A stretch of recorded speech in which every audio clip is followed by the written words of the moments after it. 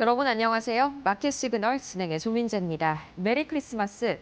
드디어 크리스마스 이브 아침이 밝아왔습니다. 저도 출근길에 이 캐럴을 들으면서 상당히 두근두근한 아침이었는데요.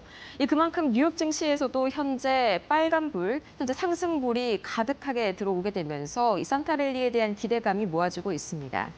오늘 이 산타 썰매를 이끌어준 건 바로 예상보다 강하게 나온 GDP였는데요. 잠시 후에 이 자세한 내용들 살펴보도록 하겠고요. 저희는 브리핑 때 만나요.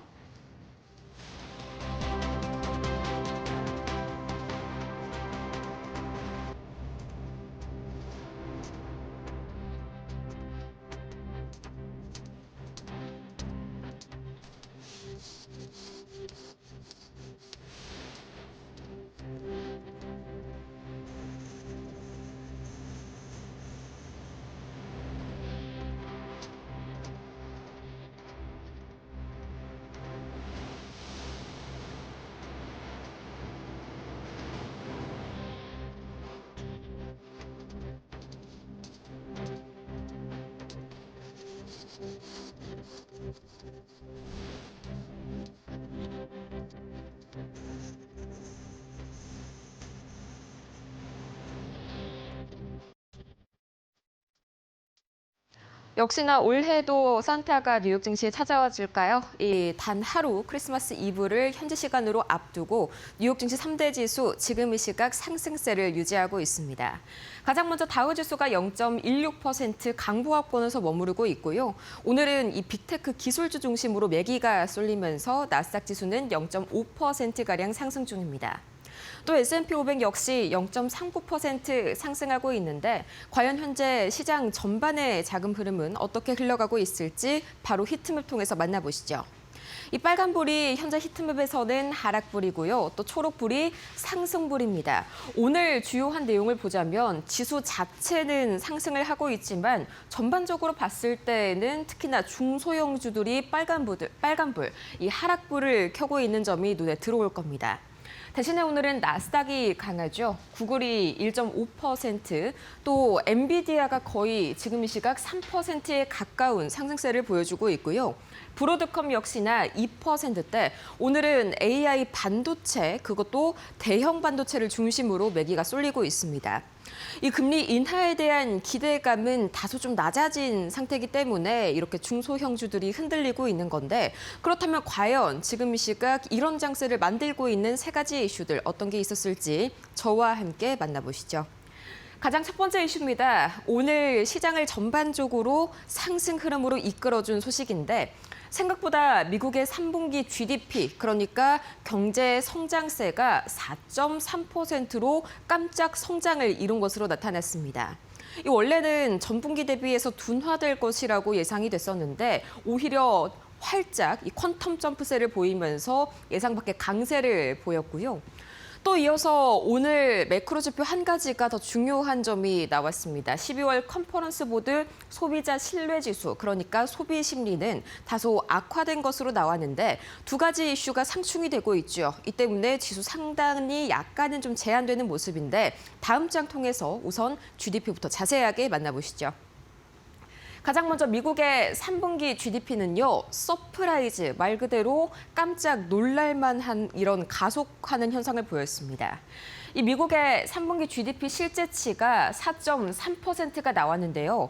예상치가 3.3%였습니다. 예상치를 0.1%포인트도 아니고 무려 1%포인트 껑충 뛰어넘은 것이죠. 또 2분기 대비해서도 큰 폭으로 뛰어 올랐는데 이게 나타내는 점은 경제 성장이 생각보다 견조하게 나왔다는 것이죠. 최근 2년 중에 이렇게까지 가장 빠른 속도로 개선된 것이 처음이고요. 또 이번에는 소비 지출이 강하게 나타나면서 이 GDP를 끌어올렸습니다. 부차적으로는 수출과 정부 지출이 증가한 점도 성장을 주도한 주요 요인이었습니다. 다만 오늘 이렇게 깜짝 놀랄만하게 GDP가 발표가 됐는데도 다우지수는 여전히 강보합권에 머무르고 있고요. 히트맵 전체로 봤을 때에는 빨간불이 더 많이 들어오고 있죠. 그 이유 중에 하나가 이 GDP가 너무 좋게 나오다 보니까 금리 인하에 대한 나레이티브가 조금 약해졌습니다. 이 지표가 발표가 되자마자 1월 금리가 동결될 가능성이 기존 어제 80%에서 단 하루 만에 86%로 상승했습니다. 반대로 얘기하자면 금리 인하 가능성은 낮아진 것이죠. 또 거기에 더해서 이제 3월 금리 인하 가능성은요. 원래는 59%가량으로 절반 이상이었는데 이 발표가 난 직후에 49%로 무려 10%포인트가량 줄어들었습니다. 이 때문에 오늘 금리 인하에 민감한 중소형주들이 잇따라서 하락하고 있고요. 또 M7 중에서도 금리 인하에 민감한 종목이 있죠. 테슬라도 부진한 모습 보여주고 있습니다. 이어서 또 오늘 이 지수의 상단을 막았던 또 하나의 지표가 있었습니다. 12월 소비자 신뢰 지수는 악화되는 모양을 나타내고 있는데 이 컨퍼런스 보드의 소비자 신뢰 지수 그래프로 제가 가지고 와 봤습니다. 급격하게 떨어지는 모습이 최근 들어서 나타나는 모습 보이실 겁니다. 이 실제치가요 89.1로 나왔는데 당연히 예상치 대비해서도 하회했고요. 또 지난 2분기 대비해서도 크게 둔화되는 모습이 나타나면서 소비 심리는 여전히 둔화되는 그런 움직임이 나타나고 있습니다. 중요한 점은 이번에만 안 좋게 나온 게 아니라요. 벌써 5개월째 약세가 지속이 되고 있습니다. 특히나 고용 시장에 대한 우려감도 여전했는데 일자리가 충분하다라고 응답했던 비율이 줄어들었고요. 반대로 일자리를 구하기 어렵다라는 응답 비율이 올라갔습니다. 고용 시장에 대한 불안감은 여전히 시장 전반에 깔려 있다는 것이죠. 이것 때문에 현재 이 다우 지수는 확 뛰어오르지 못하고 강보합권에 머무르고 있습니다. 하지만 오늘 AI 반도체 쪽은 상당히 움직임이 좋았었죠. 이걸 나타내준 한 가지의 뉴스가 남아있는데 종전의 이슈로 돌아가 보시죠. 우선 이 트럼프 대통령과 또 중국 시진핑 간의 반도체 패권 다툼은 일단락이 되는 듯한 움직임을 나타내고 있습니다. 계속해서 엔비디아 H200 칩에 대한 중국 수출 보도도 연이어서 나오고 있고요. 또 트럼프 대통령이 이번에는 반대로 중국산 반도체에 대한 관세 부과를 2027년 6월로 대폭 연기했습니다. 이 때문에 이 중국이 H200 칩을 수입하는데 조금 더 수월한 여건이 만들어졌다. 이런 평가가 강해지고 있고요. 또 종전에 보셨던 AI 반도체단 이 히트맵에서 초록불을 강하게 켜고 있었죠. 이 뉴스가 오늘의 그 호재거리가 되줬습니다. 그렇다면 과연 현재 특징주들은 어떤 이슈를 몰고 왔을지 세 가지 먼저 만나보시죠. 가장 먼저 엔비디아입니다. 엔비디아는 내년 중국 수요가 확장이 되게 된다면 최대 70억 달러에서 125억 달러의 추가 매출이 기대된다는 이 레이먼드 제임스의 전망이 나왔습니다. 거기에 더해서 레이먼드 제임스는 이 엔비디아에 대한 투자 의견을 강력 매수로 유지를 했는데 만약에 이번에 H200 칩의 숨통이 트이게 된다면 내년에 이 BGAP 기준으로 EPS가 최대 0.3달러까지 증가할 수 있다. 굉장히 긍정적인 전망이 이어졌고요. 이어서 아마존입니다. 이 아마존은 오늘 경쟁업체 플렉스 쇼퍼, 이 미국의 대표적인 전자상거래 기업인데 이 기업이 파산보호 챕터 11을 신청하게 되면서 반대급부로 아마존은 이 수혜 기대감에 올라가고 있습니다. 그렇다면 엔비디아와 아마존 과연 종가 기준으로는 현재 거래를 어떻게 마무리 지었을지 함께 보시죠. 엔비디아는 3%대 강세로 오늘 하루 마무리를 지었고요. SK하이닉스와 삼성전자의 주가 흐름이 특히나 오늘 기대가 되는 이유네요. 아마존도 1.62% 상승하면서 기분 좋게 오늘 마무리를 지었습니다. 추가적으로 나머지 세 가지의 이 기업들 주가 흐름 M7 종목 위주로 보도록 할 텐데 가장 먼저 애플은 오늘 주가가 선방했습니다. 이 최근 들어서 AI 반도체들이 반짝하니까 잠시 가려졌었죠. 밤사이에 JP모건이 애플의 투자 의견을 비중 확대로 계속해서 유지했는데 아이폰 17의 리드 타임이 개선 중이라면서 이 기존 대비해서도 3일이나 단축됐다는 점을 긍정적으로 평가했습니다. 또 이어서 마이크로소프트 역시 에버코어에서 상당히 긍정적인 리포트를 발간했는데 이 내년에 인프라, 이 대규모 투자를 바탕으로 한 인프라 기반 소프트웨어 랠리가 확대될 것이다라고 하면서 마이크로소프트에 대해서 상당히 이 긍정적인 2026년 추천주로 선정을 하는 그런 모습을 보였습니다. 이어서 추가적으로 이 스노우플레이크와 또 오라클 역시나 이 추천주 리스트에 남겨놨다는 점 참고를 하시면 좋을 것 같고요. 전반적으로 이 소프트웨어에 대한 랠리에 기대감을 실은 한마디였습니다. 이 테슬라는 계속해서 장중 내내 하락하는 움직임을 보이다가 막판 수급이 조금 몰리는 모습이었습니다. 1월 금리 동결 가능성이 80%에서 이제 85%로 반대로 금리 인하 기대감이 약간은 꺾인 탓에 장중 내내는 좀 하락하는 모습을 보였던 테슬라입니다. 참고로 테슬라는 M7 중에서 가장 금리 인하에 민감하게 움직이는 수혜주죠. 이 미국에는 대부분들이 이 자동차를 구매할 때 특히나 가격이 높은 전기차를 구매할 때는 리스나 할부로 구매하기 때문에 이 대출 금리가 하락해야 이런 수요가 올라간다는 점 참고하시면 좋을 것 같네요. 그렇다면 이 세 가지의 이 종가 흐름 바로 보도록 하겠습니다. 가장 먼저 애플인데요. 0.56% 견조한 상승으로 오늘 하루를 마감 지었습니다.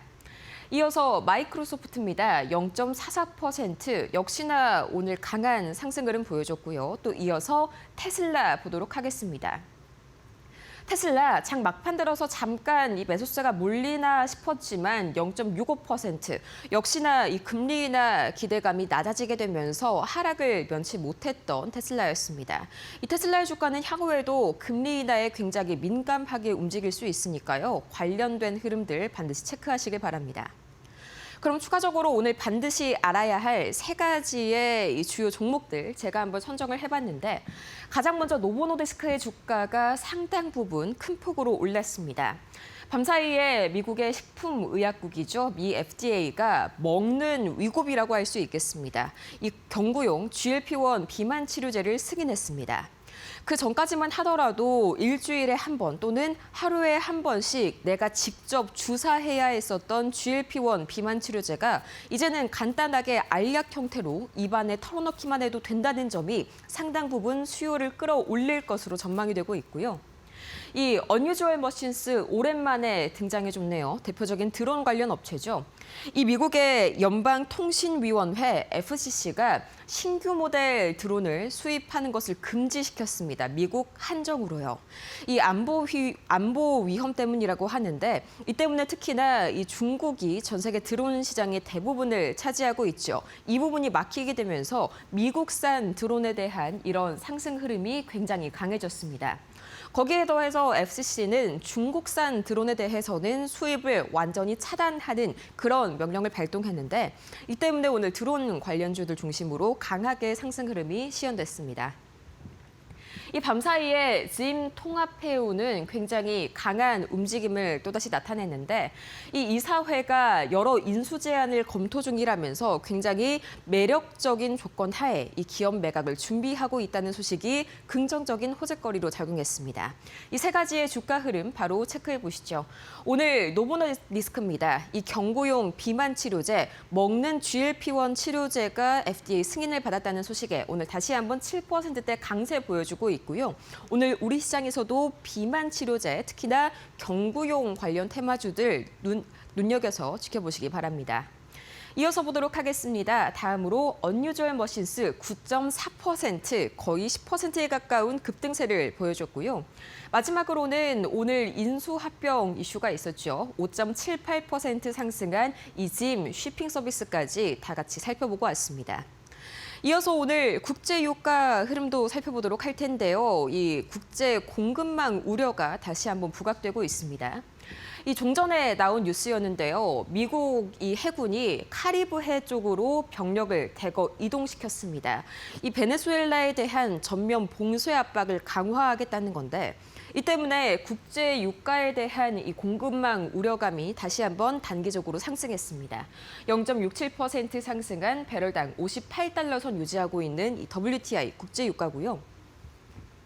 이어서 원달러 환율은 여전히 여러 가지 이 소방수들이 투입이 되고 있음에도 불구하고 꿈쩍하지 않습니다.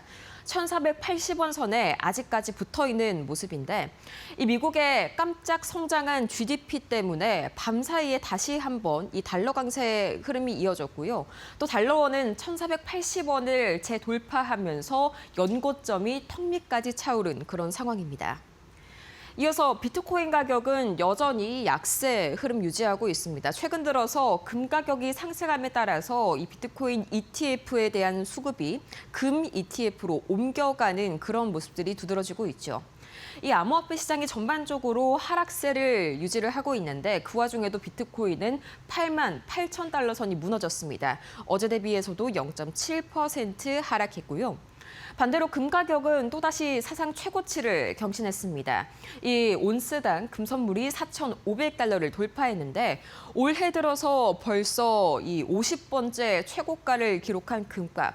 기술적으로 과매수 구간임에도 불구하고 여전히 금에 대한 수요는 폭등하는 그런 모양새입니다. 이 마찬가지로 은값도 밤사이에 사상 최고치를 돌파했다는 점, 그리고 구리값 역시 이 톤당 12,000달러를 넘어서면서 각종 이 금속 관련주들이 오늘 뉴욕 증시에서 강세를 보였습니다. 미국채 10년물과 미국채 2년물은 약간 엇갈리는 모습이 나타나고 있는데 미국채 2년물 단기물이 두드러지게 강세를 보여주고 있죠. 이 GDP가 생각보다 강하게 나오게 되면서 금리 인하에 대한 내러티브가 약화됐다는 점 종전에 설명을 해드렸습니다. 이 때문에 3월 금리 인하에 대한 기대감이 10%포인트가량 절반 이하로 내려가게 되면서 단기채 중심으로 현재 국채금리는 반등세를 보이고 있습니다. 그렇다면 과연 이 세 가지의 현재 지수 흐름 과연 어떻게 마무리가 됐을지 저와 함께 만나보시죠. 다우지수는 0.16%, 강보합권에서 이 중소형주들이 금리 인하 기대감이 꺾이자 약한 모습 때문에 지수 상단이 제한된 그런 모습이 관측이 됐고요. 나스닥은 반대로 0.57% 강하게 마무리가 지어졌습니다. 엔비디아가 오늘 3%대 강세 보인 영향이 컸고요. S&P 500은 0.46%.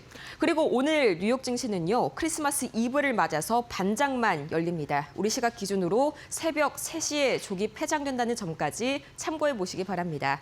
지금까지 뉴욕 증시 마감 상황 봤습니다.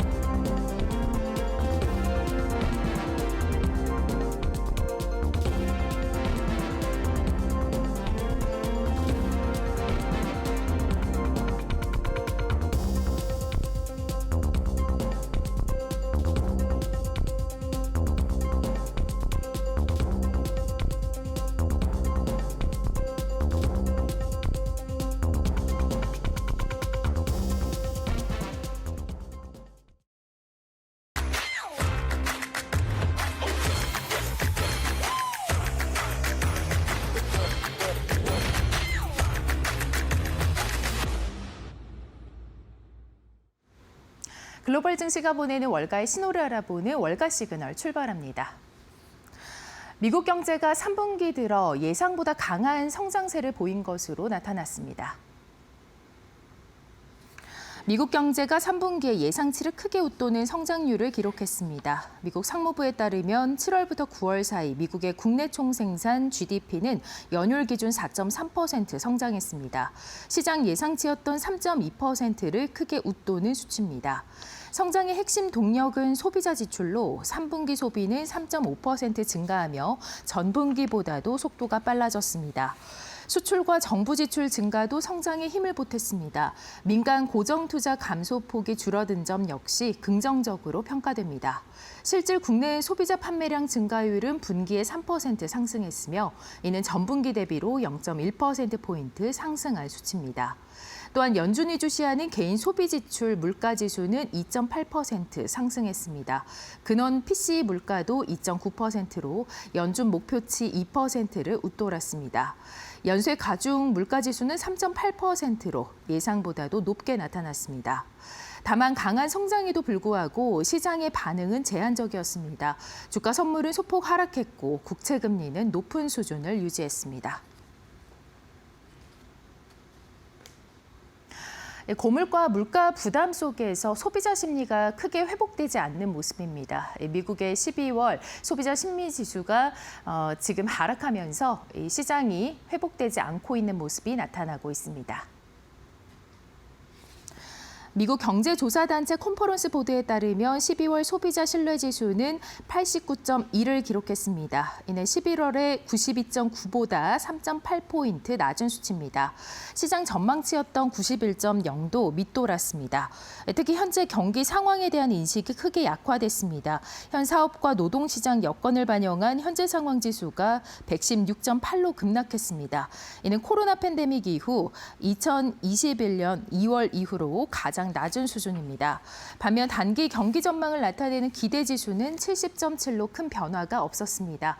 하지만 여전히 경기 침체 우려가 커지는 기준선 아래에 머물고 있습니다. 기대 지수가 80을 밑돌며 소비자들이 경기 침체를 우려하고 있다는 신호로 해석됩니다. 기대 지수가 11개월 연속해서 80선 아래에서 움직이면서 연말 소비와 내년 경기 흐름에 부담 요인으로 작용할 가능성이 커지고 있습니다. 노보노디스크가 세계 최초로 먹는 GLP-1 비만 치료제 판매 승인을 받았습니다. 미국 FDA는 경구용 비만약 위고비 알약을 공식 승인했습니다. 체중 관리와 함께 심혈관 사고 위험 감소 효과도 동시에 인정됐습니다. 위고비 알약은 하루 한 번 복용하는 세마글루타이드 2.5, 25mg 제제입니다. 비만 치료제 GLP-1 수용체 작용제 가운데서 세계 최초의 알약 형태입니다. 기존 주사용 위고비와 동일한 성분으로 사용됐으며 주사에 대한 거부감 없이 복용 편의성이 크게 개선됐습니다. 냉장 보관과 콜드체인이 필요 없다라는 점도 강점입니다. 임상 3상에서 평균 체중 16.6% 감소 효과가 확인됐습니다. 참가자 3명 중에서 1명이 체중이 20% 이상 줄었습니다. 심장마비와 뇌졸중 등 심혈관 위험 감소 효과도 입증됐습니다. 먹는 GLP-1 비만 치료제는 내년 1월 초 미국 시장에 출시될 예정이고요. 경구용 GLP-1 경쟁이 글로벌 비만 치료 시장을 재편할 전망입니다. 테슬라가 FSI와 관련해서 업그레이드 버전을 계속해서 업데이트 배포를 하면서 자율주행 안전성을 더욱더 강화시키고 있습니다. 테슬라 이번 업데이트는 실제 도로 주행에서의 부드러움과 안전성 강화에 초점을 맞췄습니다. 먼저 고해상도 비전, 인코더 신경망으로 업그레이드가 되며 인식 성능이 크게 개선됐습니다. 긴급 차량과 도로 장애물, 보행자 움직임 감지가 한층 더 정교해졌습니다. 또 응급 차량 접근 시 양보하거나 정차하는 기능도 새로 추가됐고 막힌 도로를 실시간 영상 인식으로 우회 안내하는 기능도 강화됐습니다. 또한 시스템 오류 발생 시 복구 성능을 강화해 신뢰성을 높였습니다. 테슬라는 계속해서 자율주행 완성도를 끌어올리며 경쟁 우위를 강화하고 있습니다. 한편 테슬라 캐나코드 제뉴이티가 테슬라 목표가를 상향 조정했습니다. 단기적인 수요 약세를 뛰어넘을 수 있다는 여력이 있다라는 의견입니다. 투자 의견은 매수로 재확인했고 목표가는 기존 $482에서 $551로 상향했습니다. 이는 전거래일 종가 대비로 13% 상승 가능한 수준입니다. 다만 수요 둔화가 예상보다 가파르게 진행되면서 4분기 차량 인도 전망은 하향 조정됐는데 그럼에도 이런 현상은 일시적인 잡음일 뿐이라고 강조했습니다. 글로벌 증시가 보내는 월가의 신호들 알아봤습니다. 이어서 신일섭 위원과 함께 분석 자세하게 들여다보도록 하겠습니다.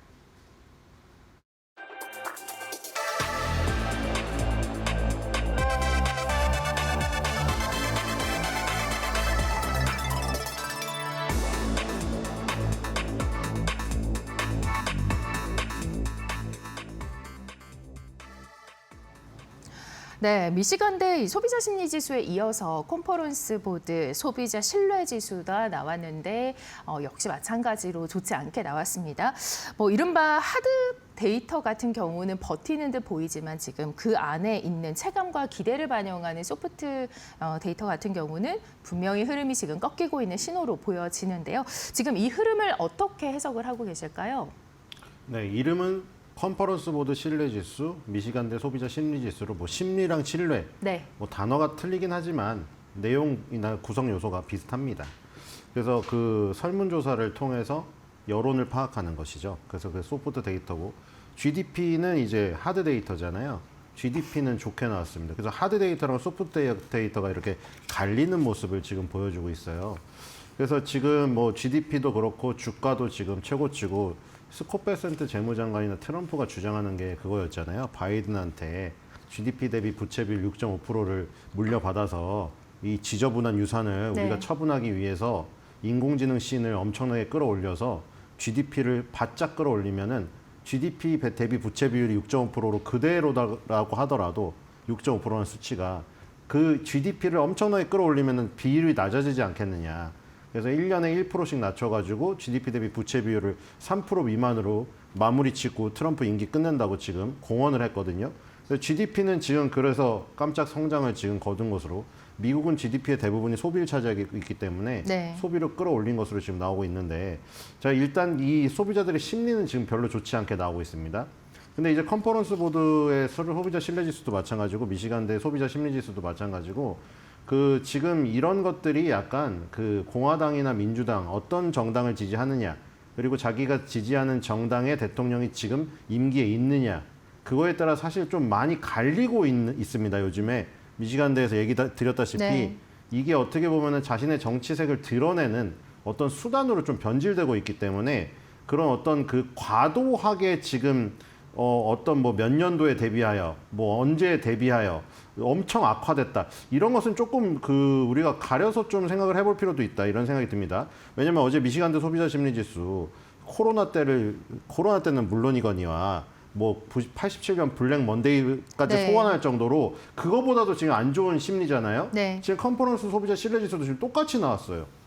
지금 보면은 아까 전에 지금 앵커님이 정리를 해주셨는데 지금 이 1985년을 100으로 기준으로 했습니다. 자 그래서 지금 헤드라인에 나온 것들은 89.1이라고 나오죠. 네. 헤드라인에 그게 표시가 되고 구성 요소가 비슷하다는 게 이거예요. 현재 상황에 대한 부분하고 향후의 기대 상황 똑같죠. 구성 요소가 네. 미시간대 소비자 심리랑 똑같아요. 약간 이런 여론을 파악하는 방법론에 따라서 차이죠. 조금 틀릴 뿐이죠. 네. 자 어쨌든 이 지금 1985년도를 100으로 기준하는 것은 현재 상황 지수랑 이 향후 기대 지수에서도 똑같이 적용되는 것이고요. 근데 지금 그 눈여겨볼 만한 것이 이 향후 기대 지수 있잖아요. 네네. 기대 지수가 70.70으로 뭐 보합이라고 말씀을 하셨는데 보합은 보합인데 네. 문제가 지금 코로나 때 밑에 있거든요. 이게 네. 코로나 시점보다 기대가 안 된다는 거예요. 그리고 지금 여기 지금 이 지금 종합 지수로 나온 거 있잖아요. 89.10 이것도 지금 코로나 때 기록했던 그 저점을 향해서 지금 네. 가고 있는 모습을 보이고 있습니다.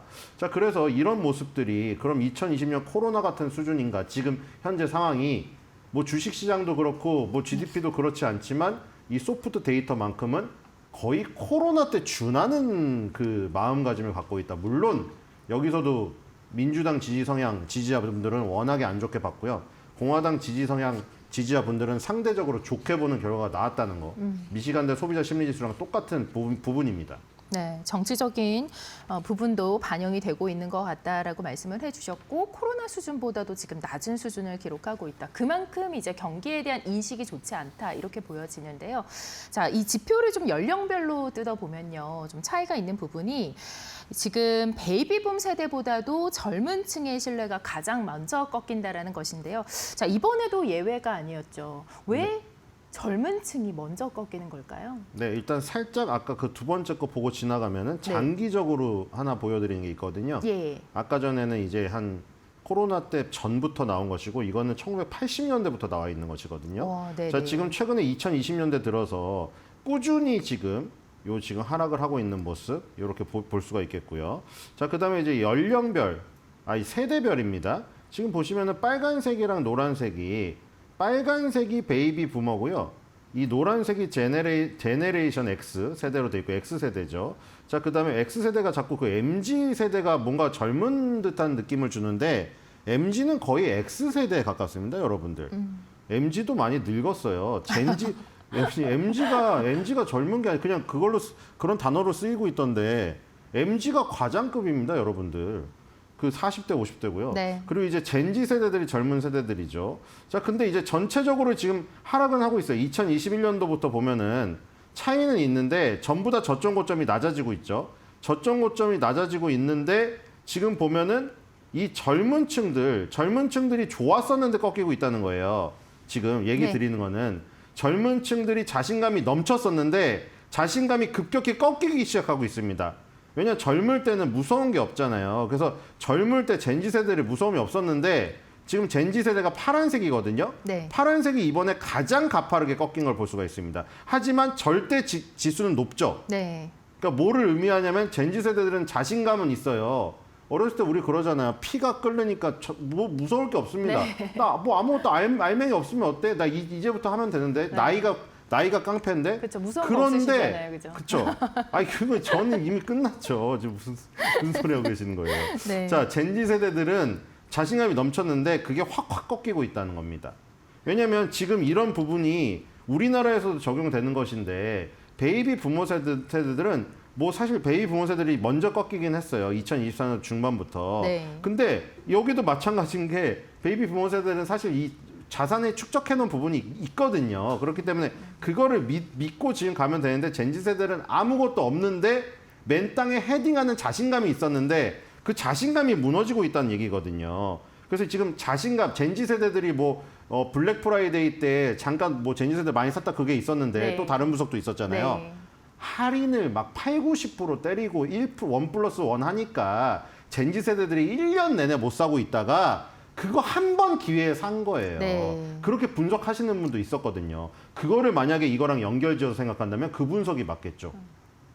뭐 갑자기 무슨 소비가 막 엄청나게 소비 여력이 돋아나가지고 한 게 아니고 1년 내내 닫고 있다가 그거 한 번 그냥 플렉스 한 겁니다. 왜냐하면 지금 젠지 세대들의 자신감은 떨어지고 있고 이렇게 되면 소비가 감소되고 고용이 둔화되고 그러니까 지금 이게 중요한 게 젠지 세대들이 결국 지금의 MZ 세대들이 언젠간 될 때고 네. MZ 세대들이 언젠간 베이비 부모 세대가 되겠죠. 네. 베이비 부모 세대들은 이제 그쵸 나이가 이제 너무 드셔서 조용히 그렇게 되실 거고.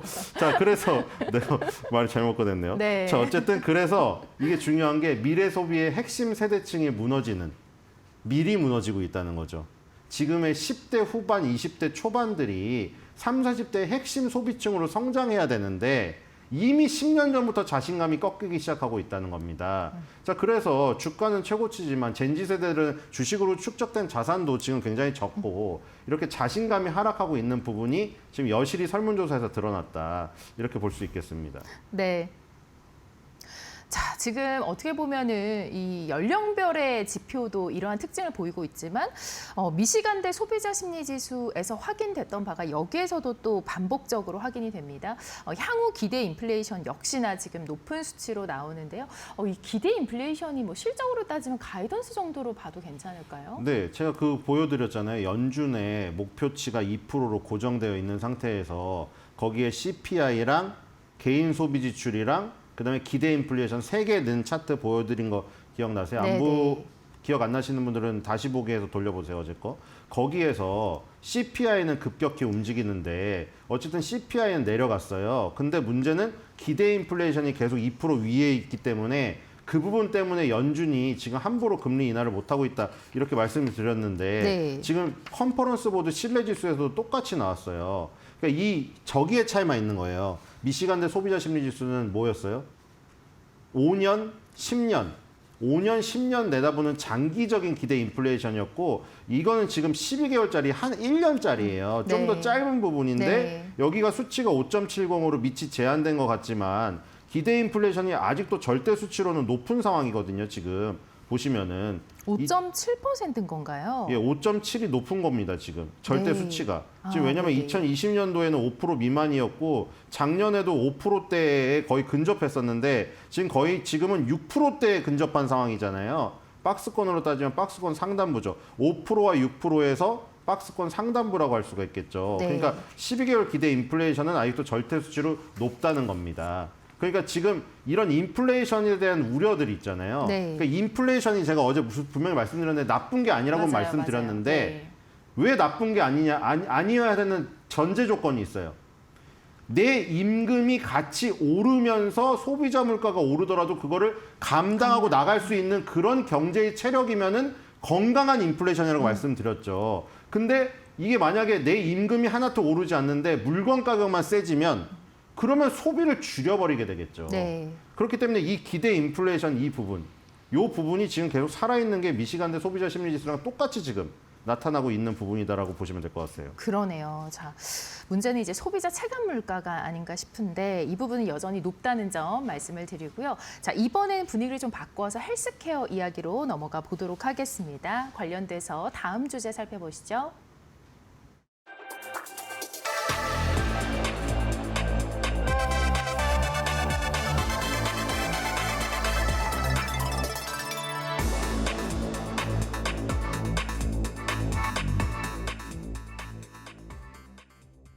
네, 주서주가 주도하던 이 체중 관리 시장 이제 알약이 나왔습니다. 알약 위고비로 최초, 그러니까 세계 최초로 판매 승인을 받았는데요. 이 노보노디스크 이야기입니다. 자, 체중 관리 시장 얼마나 크길래 지금 이렇게 게임 체인저 같은 역할을 하게 됐나요? 근데 이제 패치형까지 얘기 나오고 예. 있잖아요. 정말 패치형으로 만약에 주사제형이나 알약형의 그 준하는 효능 효과가 있다면 그건 진짜 노벨상감이 아닌가 생각이 되는데 그럼 너무 편하잖아요. 네. 알약도 불편한 사람 많거든요. 목구멍에 걸린다고.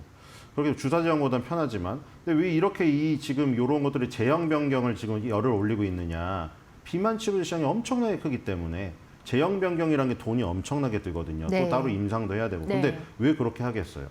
그렇게 투자를 해가지고 결실을 맺으면은 먹을 파이가 엄청나게 크기 때문에 지금 모건 스탠리에서 예측한 건데 지금 파란색 그래프랑 하늘색 그래프가 합쳐진 게 전체 비만 치료제 시장을 예측한 겁니다. 2030년에 70억 달러로 지금 예상을 하고 있네요. 네. 자, 그래서 이게 2024년도 대비해서 지금 5배 이상입니다. 근데 중요한 건 지금 넌 US라고 되어 있는 하늘색 부분이거든요. 예. 2024년에 비해서 2030년에 전체적으로도 5배 이상인데 더욱더 가파르게 커지는 거는 논 US 부분입니다. 그러니까 지금은 미국 시장 중심으로 성장을 하고 있는데 미국 EA 시장 이것도 엄청나게 크다는 거죠. 엄청나네요. 왜냐하면 왜 이렇게 늦게 되냐면 네. 미국에서 먼저 개발을 한 것도 있지만 네. 노보노디스크는 덴마크 회사긴 한데 어쨌든 이 미국 시장 위주로 가장 크니까 돌아가는데 네. 다른 나라도 어느 정도 소득 수준이 올라가면서 이 약을 손대기 시작한다는 거죠.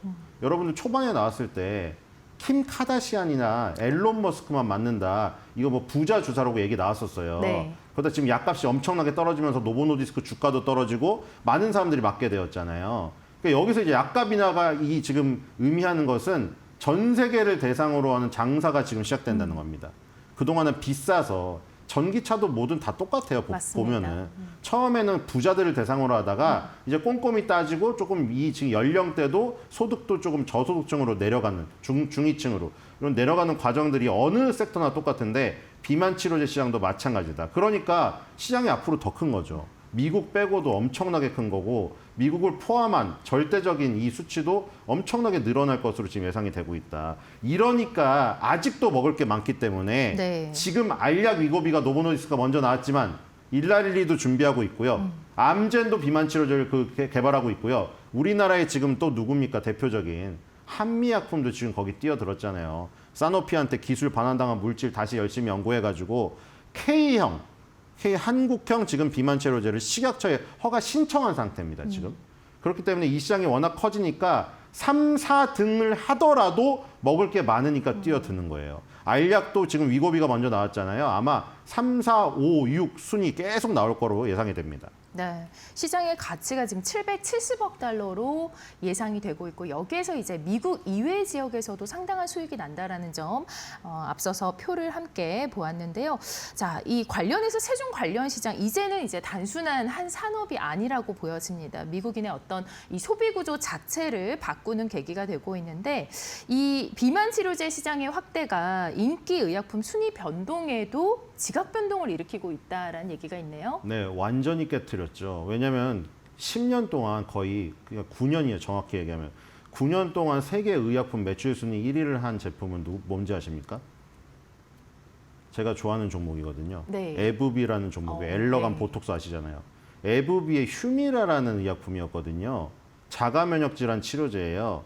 그 자가 면역 질환 치료제가 9년 연속 1위를 하다가 코로나가 터집니다. 네. 그래서 화이자의 코로나 치료제, mRNA 코로나 치료제가 깜짝 1위를 해요. 그 다음에 1위를 먹은 게 누굽니까? 계속 2년 동안 2위를 하던 우리나라 알테오젠의 특수 파트너 아니겠습니까? 머크의 키트루다입니다. 근데 그 머크의 키트루다를 깨고 완벽하게 지금 비만 치료제가 다 시장을 먹은 것이 지금 여기 나타나는 표입니다. 이 미국 기준으로 탑 10 중에서 지금 1, 4, 5, 8위가 비만 치료제예요. 위에 나온 거 세마글루타이드 뭐 이런 것들이 물질명이고요. 네네. 밑에 나온 게 제품명입니다. 세마글루타이드를 그 물질로 한 대표적인 제품이 오젬픽이죠. 네. 이게 원래 당뇨병 치료제인데 임상 시험을 하다가 체중 감량 효과가 네. 나타나면서 이거를 다시 비만 치료제로 내놓은 거예요. 네. 자, 보면은 이제 1위 오젬픽이 지금 1위를 먹었고요. 에브비의 휴미라가 2위로 밀려났습니다. 물론 밑에 보면 스텔라라라고 있죠. 네. 이게 에브비의 휴미라가 특허만료가 되면서 스텔라라를 출시해서 에브비가 이걸로 매출을 메꾸고 있는 것이거든요. 네. 네. 에브비도 죽지가 않았고요. 여러분들이 좋아하시는 암에 관련된 저 키트루다가 있죠. 머크 키트루다. 항암제는 딱 하나밖에 없습니다. 저게 항상 2위를 기록하던 약품이었거든요. 그것조차 네. 7위를 밀렸습니다.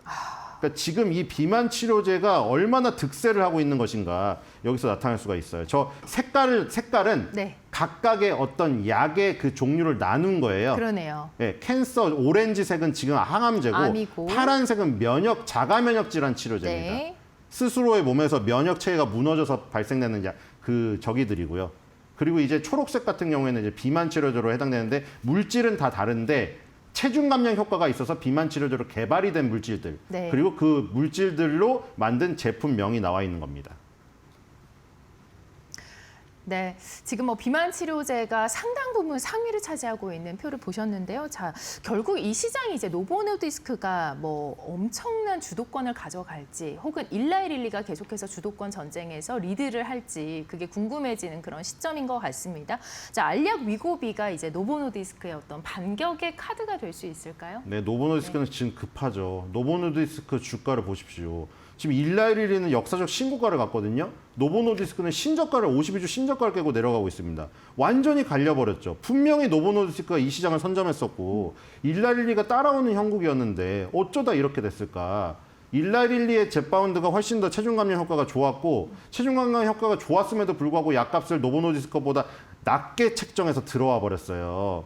그래서 그리고 그 시장이 지금 너무나 커지다 보니까 약값을 서로 싸우는 형국이 되었죠. 그래서 그 시장에서 노보노디스크가 피해를 본다고 지금 시장에서 공감대를 형성하면서 시장에서 주가가 급락을 해버렸습니다. 그래서 알약 위고비가 이 시장에 어떤 그러니까 판도는 아직도 노보노디스크가 점유율이 이기고 있는데 문제는 기세예요, 기세. 그러네요. 일라이릴리의 기세에 눌려버린 겁니다. 그럼 다시 이제 제형 변경을 통해서 이거를 만회를 해야겠죠.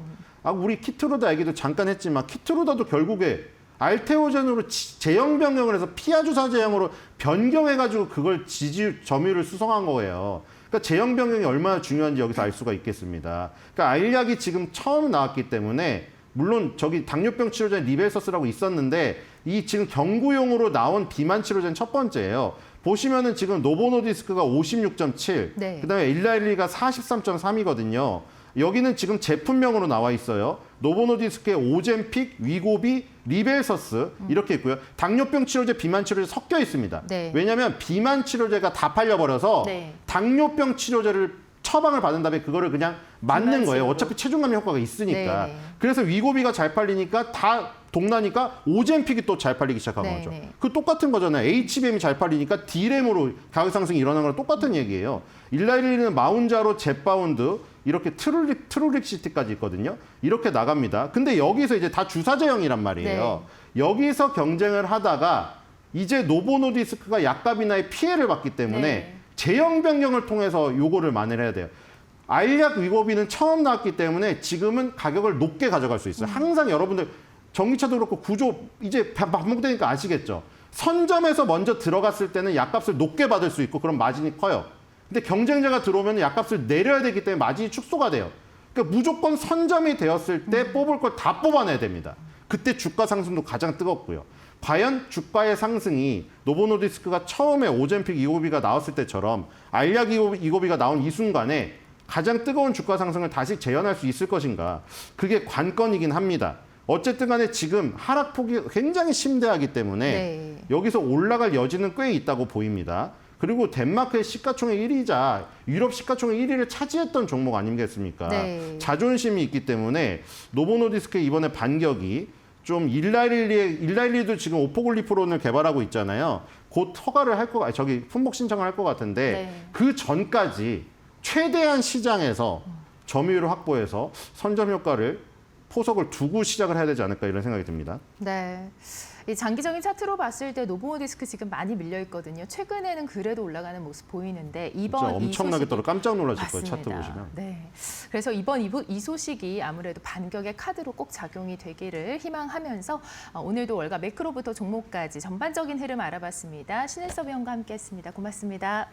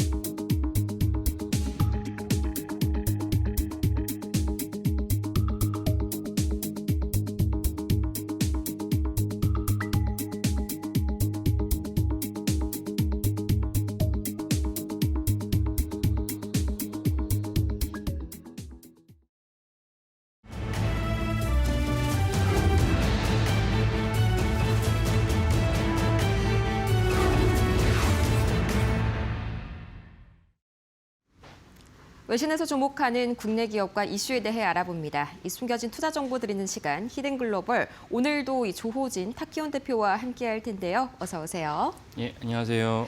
네, 오늘도 저희가 두 개의 헤드라인 준비해봤습니다. 바로 첫 번째 이슈부터 만나보시죠. 자, 가장 먼저 어제 한화 상당히 큰 폭으로 올랐었고 또 이 조선 관련 조선 기자재들도 연달아서 계속해서 강한 상승세를 보였는데 그 배경에 있는 이슈가 아닐까 합니다. 우선 이 CNBC의 기사를 저희가 가져와 봤고요. 트럼프 대통령이 한국 기업 이 미 해군 군함 건조 관련 발언을 하자마자 어제 하나오션이 계속해서 양봉을 뽑아내는 그런 모습을 보였었죠. 우선 저희가 지난 22일이었죠. 이 골든플릿 황금 함대를 다뤄봤었는데 여기에 좀 자세한 내용이 나오면서 어제 또 하나오션 주가가 좀 급등을 한 것 같아요. 이 브리핑을 한번 자세히 보도록 할 텐데 우선 트럼프 대통령이 지난 2024년에 한화에서 이제 인수한 그런 조선소죠. 이 한화 필리조선소에서 미군 해군의 군함들이 건조될 것이다. 이런 발언을 다시 한번 남겼고요. 또 이제 지난 1,500억 달러 규모의 이 대미 조선업 관련 투자가 우리가 예정이 되어 있죠. 그중에서도 50억 달러 투자를 이 한화 측에서 약속을 했었고 또 이 미 해군이 골든플릿 그러니까 이 황금 해단의 이 일환으로 FF급 함정을 발표했는데 참고로 이 FF급 함정의 경우에는 구축함보다는 좀 작고요. 초기함보다는 좀 큰 사이즈의 소형 전투함이다. 이렇게 보시면 되겠습니다. 대표님, 그러면은 이제 월요일에 개장을 함과 동시에 굉장히 이 조선 관련주들 그리고 특히나 한화 그룹주들이 강한 움직임을 보였었는데 계속해서 관련된 흐름들이 이어질 가능성이 이 1월 달에도 높겠죠. 그렇죠. 그래서 저희가 이제 월요일 바로 이 코너에서 이제 황금 함대를 갖다 말씀을 드렸습니다. 그래서 만약에 저희의 코너를 보시고 월요일에 이제 우리가 보통 얘기하는 빅3 중에서 미국과 관련된 밀접한 관련이 있는 이제 하나오션, 그다음에 HD 현대중공업 등의 주식을 많이 매수했다면 그 하나오션 같은 경우는 이제 13% 정도의 수익을 났을 것이고 HD 현대중공업 같은 경우는 한 4% 이상의 수익이 났을 것입니다. 그래서 트럼프 대통령이 전체적으로 언제나 제가 말씀드리지만 내일 모레 주가 오를지 내릴지 모릅니다. 하지만 우리가 주식을 매수할 때 주요한 아이디어가 있는데 이 아이디어가 훼손되기 전까지는 내가 해당 주식에 대해서 계속 매수 포지션을 유지하는 게 맞다라는 것을 이번에도 알 수가 있습니다. 트럼프 대통령이 정확하게 12월 3일 날 이 황금 함대에 대해서 조인식을 가졌고 저희가 그날 이제 월요일 날 말씀드린 내용은 월스트리트저널에 해당 보도를 갖다가 발표했습니다. 그래서 저희가 해당 내용을 이제 이 코너에서 말씀드렸는데, 그러니까 사실 한 달 정도는 안 되지만 20일 정도 지난 다음에서 이제 언론이 다루기 시작한 것입니다. 그래서 저희 코너를 통해서 만약에 해당 주식을 매수했다면 그 정도의 수익을 거둘 수 있었다라고 이제 말씀드립니다. 네, 그러면은 이제 CNBC에서 밤사이에 이제 가져와 주신 이 기사도 한번 자세하게 들여다볼까요? 이제 신형 건조함 건조가 하나필리조선소에서 이제 건조가 된다. 이런 소식이 들려왔는데 역시나 좀 이제 밖의 국가들 해외에서는 이제 배를 만들어 오지 못하는 존스법의 영향을 좀 받은 탓이 있겠죠. 그렇죠. 그러니까 결국 그 때문에 트럼프 대통령이 이제 황금 함대를 갖다가 이제 발표를 하면서 거기다가 이제 하나 필리조선소를 콕 집어서 말했던 이유가 결국 존스 법안이라는 거는 이제 1920년도에 제정된 법안인데 핵심은 많은 내용 아시겠지만 미국의 해군의 군함은 미국 본토에서 건조되어야 되고 소유 역시 이제 미국 소유여야 된다는 것이 핵심입니다. 소유가 미국 소유된 것은 뭐 중요한 것이 아니고 건조를 어디서 할 것이냐. 미국에서 하면 좋겠지만 미국의 조선업이 너무 낙후됐기 때문에 다른 나라에서 건조하고 가져오면 안 되지 않느냐라는 어떤 맥락이 있을 수 있지만 그것이 법으로 좀 금지된 상황입니다. 그래서 트럼프 대통령이 하나 필리조선소를 꼭 씹어서 말한 이유도 그 때문에 여겨지고 바꿔 얘기한다면 그만큼 외국에 있는 기업들, 우방국들이 자국의 어떤 조선소에 대해서 투자했으면 좋겠다. 우리의 낙후된 조선소를 니네가 다시 한번 부흥시키면 좋겠다. 이런 맥락으로 해석하시면 되겠습니다. 네, 뭐 당연히 이렇게 생각을 하시는 분들도 있을 것 같습니다. 이 미국 자체 내에서 좀 건조를 하면 되지 않냐. 그런데 이게 사실 말이 안 되는 게 미국의 이 선박 건조 기술이 상당히 거의 100년 가까이 뒤처져 있죠. 그것도 이 존스법의 일환에 따른 결과죠. 예, 그러니까 미국 선박이 이제 우리가 다 알다시피 2차 세계대전에서 미국의 중요한 국가 중 하나였고 그때 일본이랑 전쟁을 해야 됐기 때문에 그때는 이제 세계 최강국의 조선 국가가 미국이었습니다. 그래도 50년대, 60년대 넘어가면서 사실 처음으로는 일본에 뒤집히기 시작하고 일본은 또 우리나라 이제 뒤집히기 시작하면서 우리나라가 한때 이제 세계 최대 조선 강국으로 이제 발돋움했습니다. 지금은 중국이죠.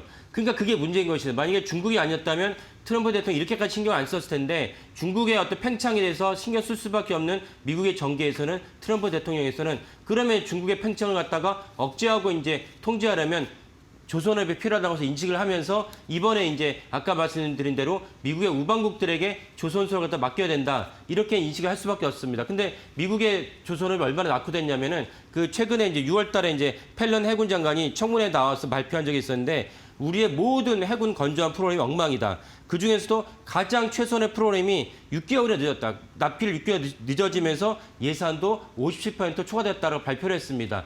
그것이 미국의 조선업의 현황이기 때문에 중국의 팽창을 막으려면 미국 조선업의 부흥이 있어야 했다. 조선의 부흥은 반드시 우방국의 도움이 없이는 안 된다는 것을 우리가 알 수가 있습니다. 네, 6개월 지연이라니 정말 미국의 조선업이 우리의 생각보다도 많이 낙후가 된 그런 상황인 것 같습니다. 이 역시나 좀 굉장히 역설적이죠. 왜냐하면 존스법 자체가 자국의 조선업을 보호하기 위해서 만들어진 법인데 이게 오히려 이 상대적으로 경쟁 우위를 좀 낮춘 그런 결과가 됐잖아요. 뭐 이 CNN도 좀 비슷한 취지의 보도를 했다고 하는데 미국이 단독으로 이 황금 함대를 만들 수 없다 이렇게 밝힌 거겠죠? 예. 그래서 제가 말씀드린 뉴스 플로우를 보면은 월스트리트저널이 처음에 이걸 보도를 하고 그 다음에 다른 매체도 이 중요한 사안에서 앞다퉈 보도하기 시작하면서 어저께는 이제 CNN도 보도를 했습니다. CNN 보도는 좀 전에 들으신 대로인데 결국 이제 미국이 이제 단독으로 이제 이 엄청난 규모의 해군 함정을 건조할 수 없으니까 그렇다면 우방국의 도움을 받아야 되고 우방국의 도움을 받아야 된다면 아까 말씀드린 법을 개정해야 된다는 것을 CNN이 보도를 했습니다. 그래서 결국은 모든 것이 마찬가지지만 여론이 먼저 이 사안에서 언급을 해주고 언급해주된 해결책 무엇인지 얘기해주면서 국회의원들이 그런 여론의 조성에 따라서 입법 활동할 때 보다 순조롭게 진행됩니다. 그래서 CNN 보도가 나왔기 때문에 미국의 이제 그 국회가 미국은 사실은 우리나라처럼 언제 한번 회기를 열자 이런 게 아니고 언제나 상시 국회를 열기 때문에 그에 따라서 조만간 이제 미국 국회가 존스법안 개정하는 것을 마무리하지 않을까 싶습니다. 네, 결과적으로 이제 국방력을 지키는 토대는 해군이다 이런 말도 있지 않습니까? 이 트럼프 대통령이 중국 팽창을 제어하기 위해서 첫 단추가 바로 이 해군을 강력하게 만들어야 한다 이런 좀 강박 아닌 강박이 있는 것 같은데 뭐 앞으로 우리에게 원자력 핵 잠수함 건조를 맡긴 것도 좀 비슷한 맥락일까요? 예, 그렇죠. 그러니까 우리가 그때 우발적으로 봤을 때 트럼프 대통령에게 왕관도 씌워주고 네. 여러 가지 좋은 선물도 주니까 트럼프 대통령이 기분이 좋아서 우리가 사실 수관 사업이었거든요. 핵잠수함을 갖다가 건조하고 싶은 게. 그래서 우리는 우발적으로 트럼프 대통령이 그래 해줘라고 말한 것을 오해를 하지만 그것이 아니고 이런 전체적인 맥락을 봤을 때 트럼프 대통령이 결국 중국 팽창을 견제해야 되는데 자국의 조선소로는 이제 부족하니까 한국의 힘이 필요하고 그렇다면 한국에서 수관 사업인 핵잠수함 건조를 승인해주는 이런 식으로 이제 치밀한 전략 가운데서 발언이 나왔다고 보시면 되고 치밀한 전략이기 때문에 사실 우리가 트럼프 대통령의 어떤 그 발언과 정책에 힘입어서 또 다른 한편으로는 미국 의회를 또 설득해야 됩니다. 왜냐하면 핵잠수함이라는 것은 전체 핵 안보에 대해서 큰 균열을 가진 것이고 당장 미국의 최우방 한국이 아닙니다. 일본이거든요. 일본이 최우방이 일본을 설득해야 됩니다. 이런 것들에 대한 몇 가지 고비가 있기 때문에 우리나라 정부가 다각도로 이걸 갖다가 마무리해야 된다는 것을 알 수가 있고 또 다르게 중요한 것은 결국 중국의 팽창이기 때문에 중국 팽창을 하기 위해서 우리가 미국에서 수혜를 받는 것이 더 중요하지만 중국이 바로 기억하시는 분도 계시겠지만 중국이 바로 하나오션과 관련된 몇 가지 기업에 대해서 바로 제재 조치를 취했어요. 실효가 없는 제재 조치였지만 그만큼 중국은 이 문제에서 예민하게 반응하고 있다. 그러니까 한편으로는 또 중국에 대해서 우리가 너네 나라에서 공격적으로 할 일은 전혀 없다라는 것을 다각도로 설득을 하면서 우리가 양쪽에 대해서 미국도 설득하고 중국도 설득하면서 우리의 이속과 실속을 챙기는 그런 중요한 시기에 도달했고 이것이 잘 마무리되면서 미국의 MRO 사업만 연간 20조 원입니다. 우리는 그것만 생각했는데 MRO 사업을 넘어서 미국 해군의 어떤 건조를 HD 현대중공업과 하나오션이 가지게 된다면 우리는 10년 지나서 보면 엄청난 분기점을 25년과 26년에 지나고 있구나라는 것을 알 수 있게 됩니다. 분기점에는 매출과 주가 상승을 갖다 말씀드린 것이죠. 이런 맥락에서 제가 처음 말씀드린 주가를 상승시키는 아이디어가 훼손하지 않았다면 그 해당 주식에 대해서 우리가 매수한 것이 맞다라고 말씀을 드립니다. 지금 차트 보신 대로 어저께 세 기업이 모두 엄청난 상승을 거뒀는데 삼성중공업은 상대적으로 상승 기조가 낮았습니다. 왜? 미국에 대해서 뭔가 베이스 캠프가 없기 때문입니다. HD 현대중공업은 많이 아시겠지만 헌팅턴 인거스가 있고 하나필조선소가 있기 때문에 상대적으로 삼성중공업은 이에 대해서는 준비가 안 됐기 때문에 주가 상승은 낮았다 이렇게 보시면 되겠습니다. 네, 확실히 이렇게 차트를 통해서 보니까 하나 쪽 기업들의 차별화가 두드러지는 그런 어제 하루였네요. 다음으로 두 번째 헤드라인 이 로이터발 기사 만나보도록 할 텐데요. 일본 원전 관련 기사가 또다시 이 전면에 등장을 했습니다. 조금 불안한 내용입니다. 일본이 세계 최대 원전 재가동을 준비를 하고 있는데 이 후쿠시마 사고가 발생한 지 거의 15년 만이죠. 자, 이 대표님, 우선은 이게 뭐 단일 현해 수준에서는 좀 독단적으로 결정하기 어려운 사안이지 않습니까? 여기 보면은 니가타 의회가 뭐 투표를 했다 이렇게 돼 있는데 사실상은 이 일본 내각 쪽에서 좀 약간 이걸 밀어줬다 이렇게 해석해야 될까요? 그렇죠. 왜냐하면 우리가 다 알다시피 우리나라 국민들도 사실 2011년 이제 3.11 강진 때문에 네. 후쿠시마 원전 사태가 났고 후쿠시마 원전에 원자로가 녹느냐 맞느냐 용융이죠. 그거에 대해서 우리나라 국민들도 엄청나게 예민하게 촉각을 곤두세웠으니까 자국인 이제 일본 국민들은 그 사태에 대해서 엄청난 이제 피해와 충격을 받았을 텐데 그렇다면 다시 원전을 재가동한다는 것은 그 현 자체에서 물론 이제 공식적으로는 니가타 현에 이제 의회에서 승인을 하니까 이것이 결정이 났다고 봐야 되지만 그것만은 볼 수 없는 게 아까 말씀드린 너무 이제 충격적인 사건이었기 때문에 산하의 내각 자체가 이 문제를 갖다가 승인하지 않으면 있을 수 없는 일이다라고 보시는 것이 타당하겠습니다. 그래서 결국 그 말은 무엇이냐? 일본 정부가 산하의 내각이 일본 국민의 반발도 있을 것이고 또 이 보도를 보면은 그 반발을 해서 일본 국민들이 일부가 거기 가서 반대 시위도 했다고 이제 나옵니다. 그럼에도 불구하고 사나이 내각이 사실은 우리나라가 과거의 어떤 상처에 머무를 수는 없고 미래를 위해서 원전을 재가동해야 된다라는 취지로 대담한 결정 내렸다. 이렇게 해석하시는 게 맞겠습니다. 네, 정말 대담한 결정이다라고밖에 생각이 들 수가 없는 게 사실 일본이 이 2011년에서 후쿠시마 사고 터진 이후로 모든 원자로 가동을 중단했지 않습니까? 여기도 나와 있는 그런 브리핑 내용인데 뭐 그만큼 세계 각국이 좀 주시를 좀 눈을 약간 몰아두고 보고 있습니다. 그만큼 시사하는 바가 좀 큰 이슈 같은데요. 그렇죠. 그러니까 일본이 당사국인데도 불구하고 결국 15년 만에 정식은 아마 내년 1월부터 이제 재가동을 시작할 것으로 여겨지는데 그 얼마 안 2011년이니까 네. 15년 지났죠. 15년 지났는데 중간중간에 사실 이런 비슷한 뉴스가 있었습니다. 뉴스가 있었지만 결국은 실현되지 못한 이유는 일본 국민 스스로 그리고 이제 이쪽에 이제 그 일본의 태평양 끼고 있는 이쪽 주민들 입장에서는 그때 당시에 또 많은 사람들이 죽었고 그래서 사실 거기서 끼치는 영향과 피해 의식 때문에 반대가 여론이 많았는데 이제는 피해도 어느 정도 희석이 되면서 또 다르게 중요하게 일본의 원전을 갖다가 재가동해야 된다는 여론 인식이 많아지면서 그런 백그라운드가 보다 많은 일본 국민들에게 퍼지면서 결국 이번에 사나이 내각이 일본의 원전을 재가동하기로 결정했다. 이렇게 이제 해석이 됩니다.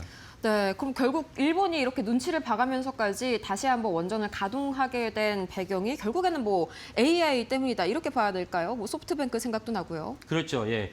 결국 AI 때문인데 많은 분들이 이해하시겠지만 우리가 통상의 구글이나 네이버에서 검색을 할 때 검색을 한번 인풋을 갖다 데이터를 집어넣고 그 인풋의 결과를 저한테 받는 그런 과정에서 소요되는 과거의 전력 소모가 0.3W였습니다. 네. 0.3W였는데 지금의 그 챗GPT에 대해 내가 물어보고 답변이 오는데 시간이 꽤 걸리죠. 왜 그렇죠. 시간이 많이 걸리냐? 챗GPT가 자기가 갖고 있는 모든 이제 데이터를 다 총정리해서 저한테 알려줍니다. 그러다 보니까 훨씬 일을 많이 해야 되는데 일을 많이 하던 당시에 아까 말씀드린 통상의 검색보다는 10배 이상 많은 전력 소모가 필요합니다. 이거는 텍스트의 검색인 거고 지금 많은 분들이 쓰시는 지브리 스타일을 바꿔달라, 영상을 바꿔달라 이런 식으로 이제 그림과 영상으로 넘어가면 그 한 쿼리당 얼마나 많은 이제 그 전기가 소모될지 상상을 할 수 없는 정도입니다. 그러다 보니까 사실 일론 머스크나 그 많은 곳에서 빅테크들이 말한 것이 무엇이냐면 지금의 어떤 챗GPT를 비롯해 생성형 AI의 엄청난 기술적인 진보를 따라가지 못하는 것은 칩의 문제가 아니고 메모리의 문제가 아니고 전기가 없기 때문이다. 그래서 사실은 전기가 없으면은 이 모든 것이 다 무용지물이기 때문에 일본 정부가 결정을 내려서 일본도 사실 AI에 뒤처질 수 없기 때문에 이번에 그 원전을 갖다 재가동하기로 했다. 이렇게 해석이 됩니다. 네, 그만큼 우리 K원전도 많은 수혜를 받고 있는 요즘인데 또 우리가 굉장히 기술력으로는 손에 꼽히지만 아직까지도 좀 약간 특히나 정치적으로 좀 원전을 혐오 시설로 생각하는 집단들도 우리나라 안에 많잖아요. 예, 그렇습니다. 심지어 여당 내에서도 이제 그런 분들이 일부 계신데 그 대표적인 예가 지난 17일 날 기후에너지 환경부 업무 보고에서 지금 많은 분들이 아시겠지만 부처별 업무 보고를 하면서 생중계하지 않습니까? 그때 이재명 대통령이 뭐 약간 농담 섞이긴 했지만 뼈 있는 얘기를 했다고 생각합니다. 어떤 말씀을 하셨냐? 그 원전에 대해서 얘기 나왔을 때 도대체 어느 정도 소속이냐? 제가 민주당이 있는데도 불구하고 어느 정도 소속이냐는 네. 발언을 했고 당장 없는 사람이 말해보라. 이게 헤드라인 많이 나왔죠. 그다음에 이 발언을 두면서 결국은 이재명 대통령이 원전에 대해서 불필요한 편가르기 하지 말고 과학에서만 치중해서 이걸 해석해보자라고 얘기를 하셨어요. 그거는 이제 원론적으로 맞는 얘기고 지속적으로 우리가 다 맞는 말이지만 그럼에도 불구하고 그런 생중계되는 이 코너에서 이재명 대통령이 도대체 당적이 어디 소속이냐라고 말을 했다는 것은 결국은 민주당의 일각에서 원전은 혐오시설, 원전을 인류에게 피해가 되는 시설로 그런 기술로 받아들이지 않는 일부의 그룹에게 던지는 메시지다. 이렇게 이제 해석이 됩니다. 네, 그렇게 좀 강력한 메시지를 보인 만큼 이재명 대통령도 좀 일본의 재가동을 계기로 다시 한번 좀 친원전 노선으로 조금 더 한 발 이동하지 않을까 그런 생각도 드네요. 네, 지금까지 히든글로벌 오늘도 조진 타키원 대표와 함께했습니다. 좋은 말씀 고맙습니다. 예, 감사합니다.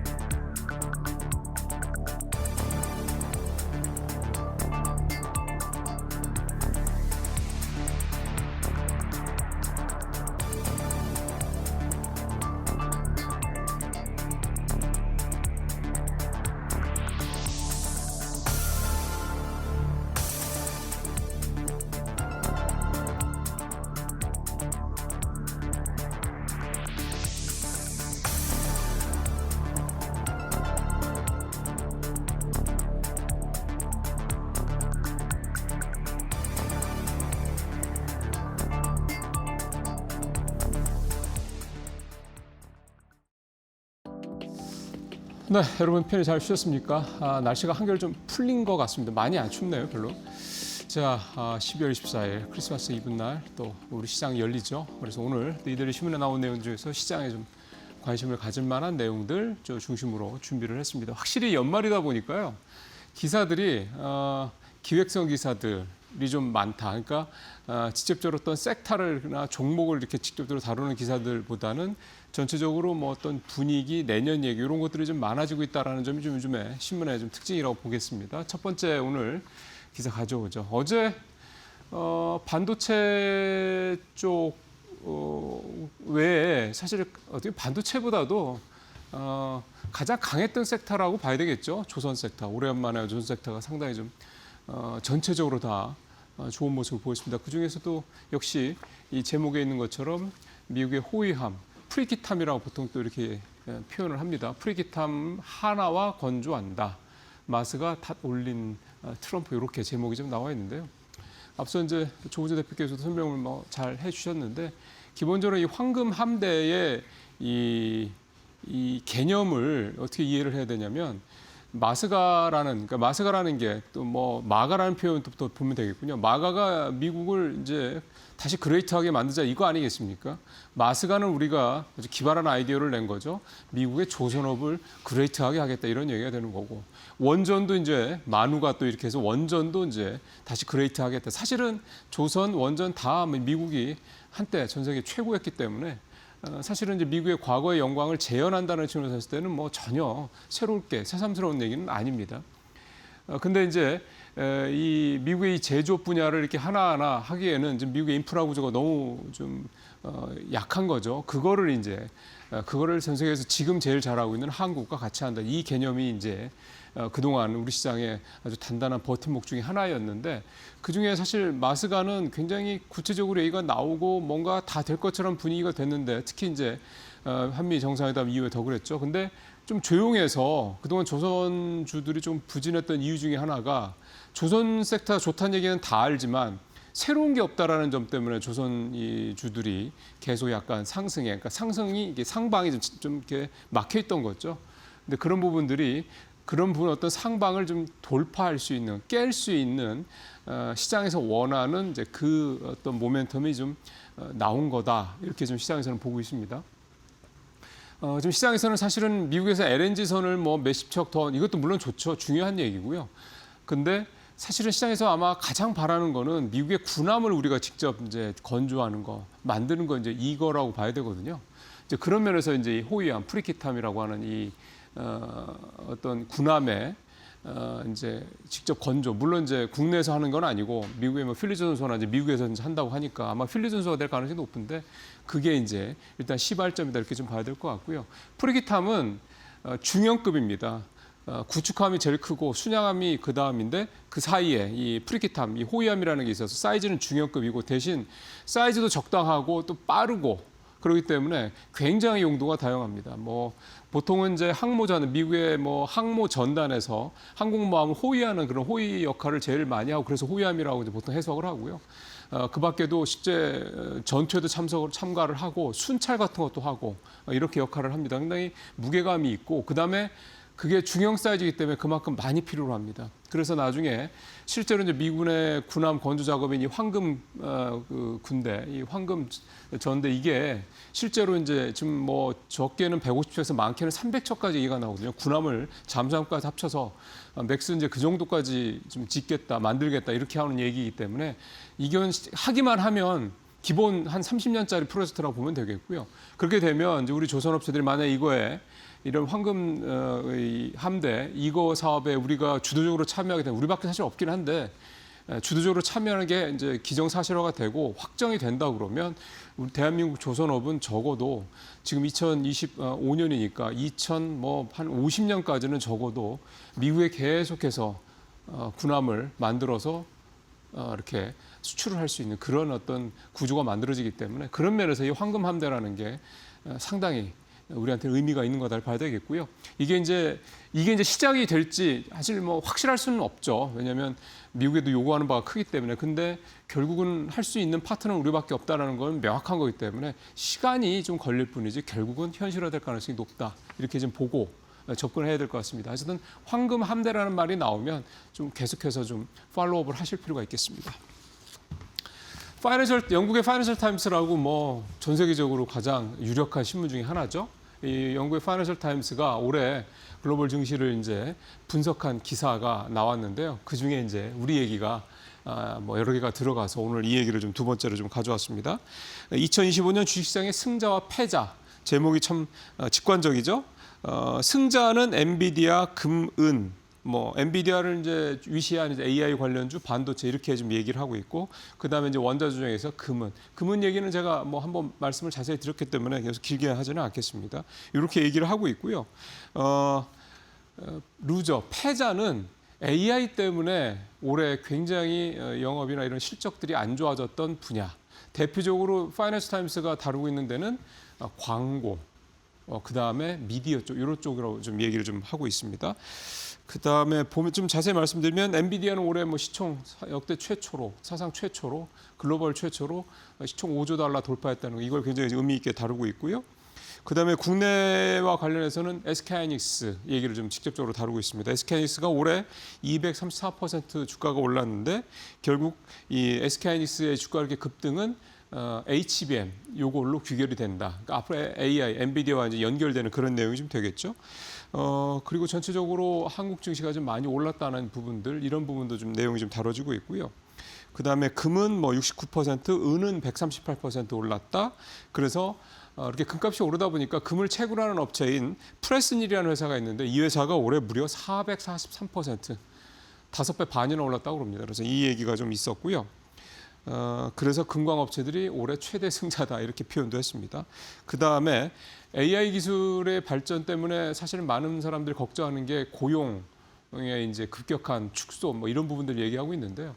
그와 관련해서 대표적인 게 지금 영국의 광고 그룹 WPP라는 회사인데 이 회사의 올해 주가가 마이너스 60%를 기록을 했고 프랑스의 광고 업체인 퍼블리스라는 회사도 주가가 마이너스 14%를 기록했다. 이런 내용이 있고 그 다음에 또 하나가 이거는 이제 트럼프 대통령의 관세 정책 영향인데 트럼프 관세 정책 때문에 미국의 물가가 오르고 있다는 얘기 우리가 계속 들었잖아요. 특히 소비재가 아무래도 이 물가 상승에는 민감하죠. 그러다 보니까 미국의 대표적인 소비재 중에 여러분들 룰루레몬이라고 하는 그 애슬레저 그 운동할 때 입는 많이 입는 옷 그거 만드는 회사 같은 경우 올해 주가가 반토막 났고 그 다음에 호카, 어그 이 신발 잘 아실 겁니다. 이거 만드는 회사가 데커스 아웃도어라는 회사인데 이 회사도 올해 주가가 역시 반토막이 넘게 나는 그런 내용들이 나타났다. 이게 가격이 오르니까 아무래도 수요가 좀 주는 수밖에 없는 거죠. 그런 부분들. 나이키도 24%나 추락을 했다. 이런 얘기가 좀 나왔습니다. 전체적으로 올해는 역시 AI와 관련된 부분들. 그 다음에 이 금과 관련된 부분들. 이런 종목들의 주가가 많이 올랐다. 이렇게 정리를 파이낸셜 타임스가 좀 했습니다. 자, 네카오 얘기는 정말 종종 전해드리는데 항상 별로 그렇게 좋은 소식은 못 전해드리는 것 같습니다. 그 얘기는 아마 그렇게 해석을 해야 될 것 같습니다. 그러니까 네카오, 이 네이버와 카카오 이 두 국민주에 대한 국민주라는 표현에서도 알 수 있듯이 기대감은 높고 그다음에 이 주식을 대부분 많은 분들이 많이 갖고 계신데 주가가 어쨌든 작년부터 계속 시원찮기 때문이다 이렇게 좀 봐야 될 것 같은데 최근 6개월 주가만 꼭 보면 네이버는 마이너스 18%, 카카오가 좀 덜해도 역시 마이너스 12%. 시장 올라가는 걸 생각하면 상대적으로 굉장히 박탈감을 느낄 수밖에 없는 그런 주가 흐름이라고 볼 수가 있겠습니다. 시총도 저렇게 줄어드는 그런 모습들이 좀 나타났고요.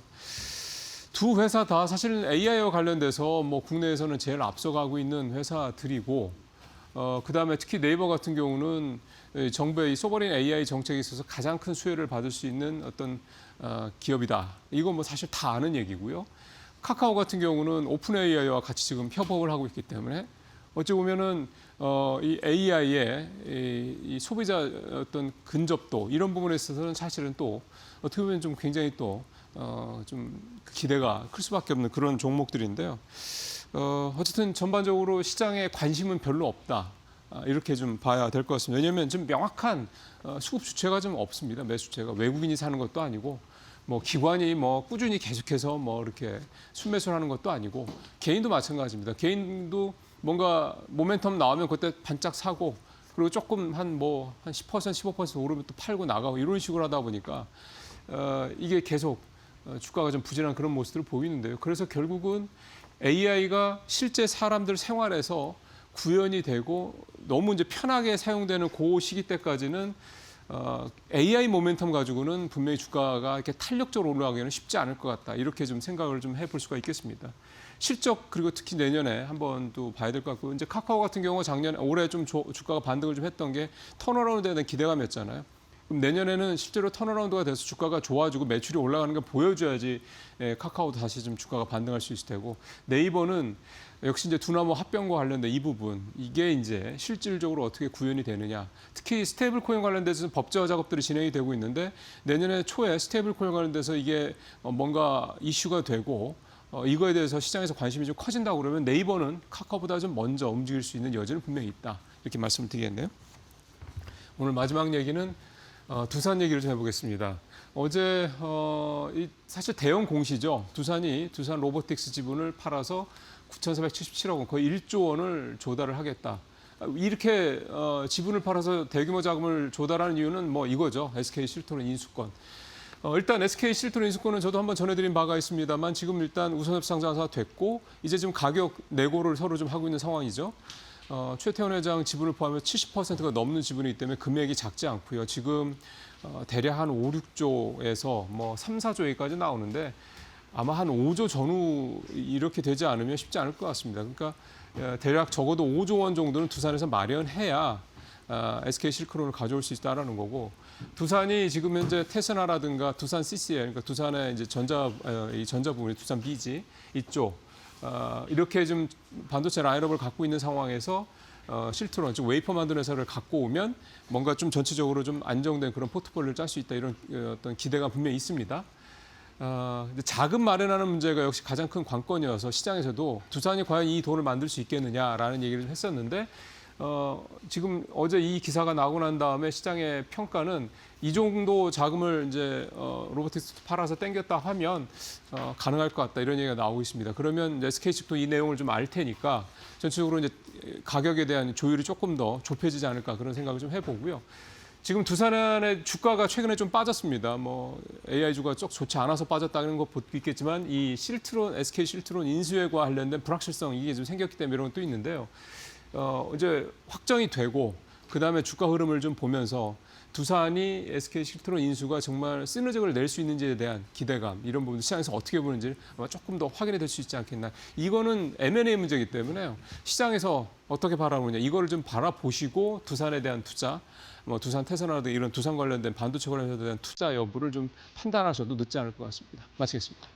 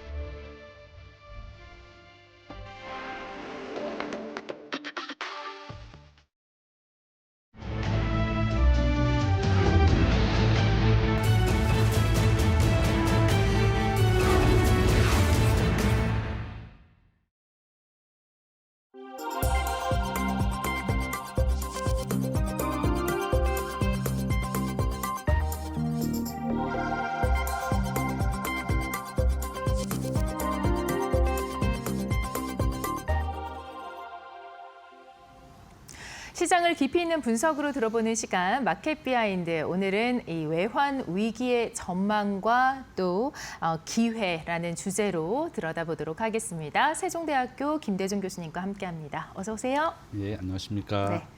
자, 교수님, 이제 워낙에 지금 시장의 어떤 고민거리라고 한다면 다양한 것들이 있겠지만 지금 환율이 아무래도 엄청나게 많은 사람들이 관심을 받고 있습니다. 지금 환율이 왜 안 떨어지나? 이게 뭐 저뿐만이 아니라 많은 투자자분들의 고민이거든요. 네.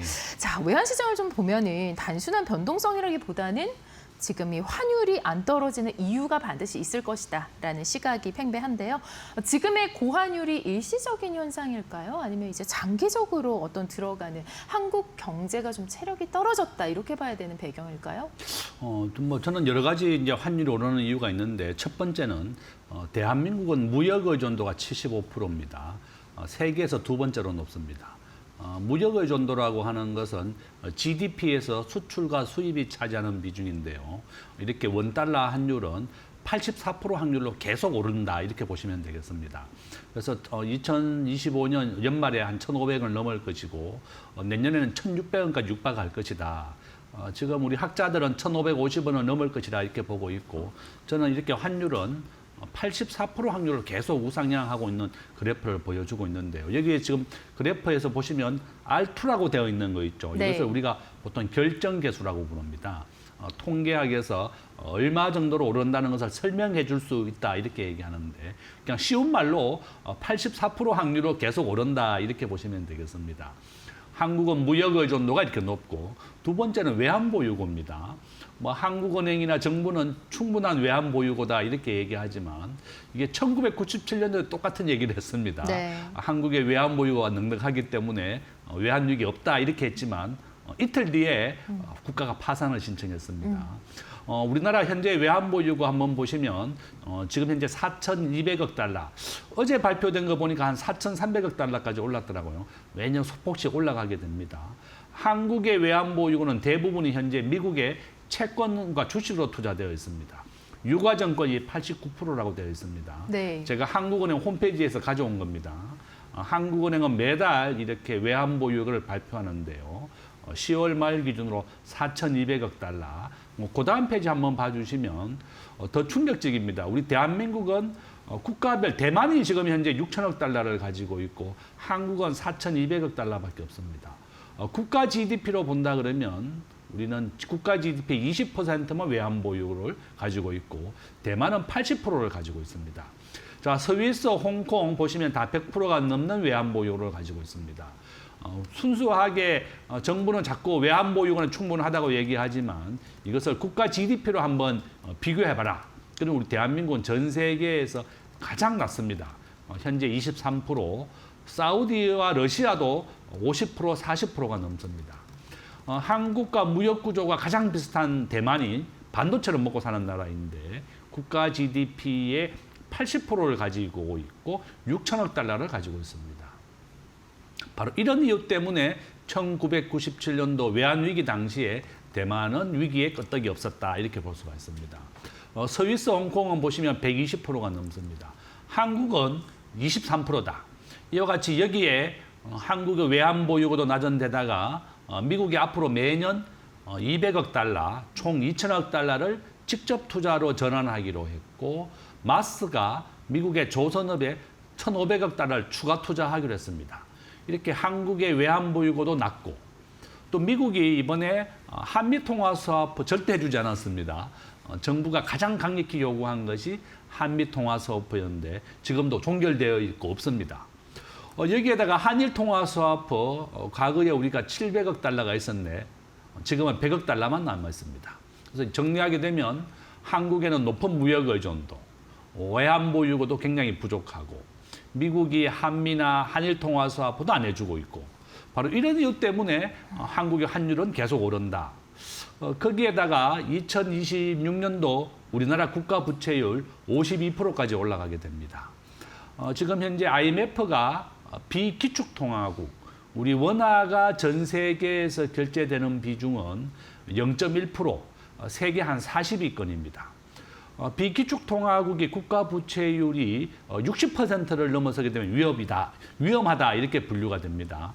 한국은 공기업 부채를 포함하면 2025년 현재 기준으로 130% 정도 된다 이렇게 말씀드립니다. 네. 자, 굉장히 자세한 이야기를 해주셨는데 이제 외환 보유고가 낮다라는 점 그리고 뭐 통화 스와프가 체결이 안 됐고 여기에 이제 우리가 미국에 또 투자금을 줘야 하는 그런 상황입니다. 최악이라고 보여지는 그런 상황인데 그래서 지금 국민들은 어떻게 보면 공포 심리가 굉장히 강하거든요. 이게 지금 단기적으로 가는 건지 아니면 이 상태가 지속이 되어서 우리가 뭐 정말 제2의 IMF를 맞는 건 아닌지 이런 여러 가지 고민들이 있는 상황인데 교수님 어떻게 보실까요? 단순한 공포 심리일까요? 저는 뭐 단순한 공포는 아니고 가능성이 30% 정도 있다 이렇게 보고 있습니다. 제가 이제 한국의 IMF 외환위기 다시 오나 이런 책을 하나 펴냈는데 이번에 저는 이제 이 책의 목적은 외환위기를 막으라는 게 목적입니다. 정부가 제 책을 보고 외환보유고를 비축해라. 두 번째는 미국이 통화 스와프를 해주지 않았지만 일본은 해줄 가능성이 높습니다. 지금 한일 간의 관계가 굉장히 좋기 때문에 한일 통화 스와프 700억 달러를 맺어라. 그다음에 지금 국가 부채를 좀 건전하게 유지해라. 그러면 충분하게 우리가 외환 위기를 막을 수 있습니다. 저는 한국의 외환 위기는 언제든지 가능하다고 보고 있습니다. 공기업 부채를 포함하면 현재 우리나라가 130% 정도 됩니다. 정부는 순수한 국채만 가지고 52%이기 때문에 안전하다 이렇게 얘기하지만 정부가 지급하는 거 군인연금, 공무원연금, 공기업 부채를 다 포함하게 되면 현재 130%입니다. IMF가 지난주에 발표했습니다. 한국의 국가 부채율이 너무 급속한 속도로 증가되고 있고 한국도 대비를 해야 된다. 우리가 순수한 국채만 가지고 2029년에 도달하게 됩니다. 여기 적정한 외환 보유고 이론을 한번 보시면 한국의 적정한 외환 보유고는 현재 한 9천억 달러 정도 돼야 됩니다. 정부가 요구하고 있는 것보다 굉장히 작다는 거고 IMF가 제안한 거 보시면 7천억 달러입니다. IMF가 권고한 금액보다 더 낮다 이렇게 볼 수가 있죠. 이렇게 충분한 외환 보유고가 굉장히 필요한데 한국은 적정한 외환 보유고의 지금 절반도 안 되는 외환 보유고를 가지고 있습니다. 저는 이런 이유 때문에 환율은 84% 확률로 오르고 있습니다. 개인들이 이렇게 환율이 오르는 것에 대비할 수 있는 방법은 뭐냐?